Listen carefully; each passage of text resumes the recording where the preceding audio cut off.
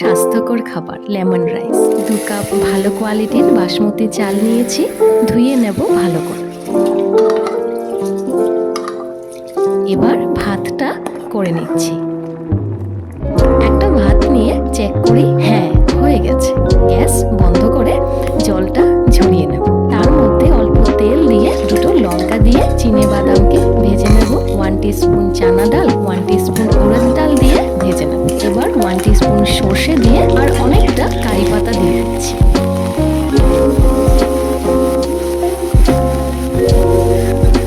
হালকা ভেজে রান্না করা ভাতটা দিয়ে দেব। এটা কিন্তু রাতের বেঁচে থাকা ভাত দিয়েও আপনারা করতে পারেন। সব কিছু একসাথে মিশিয়ে নেব। পুরো রান্নায় কিন্তু গ্যাসের ফ্লেমটা লো রাখতে হবে।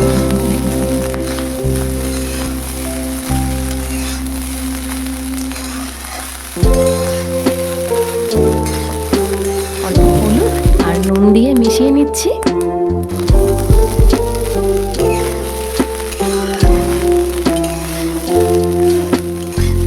সুন্দর কালার এসছে, তাই না? একদম সহজ ভাবে করেছি, আপনারাও কিন্তু বানাতে পারবেন।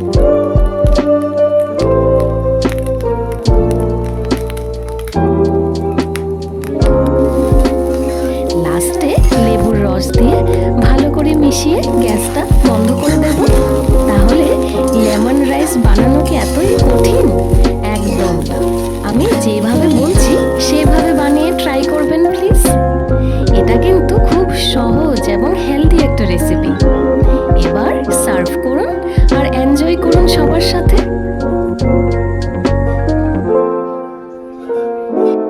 ভালো লাগলে প্লিজ লাইক, শেয়ার এবং সাবস্ক্রাইব করতে কিন্তু ভুলবেন না।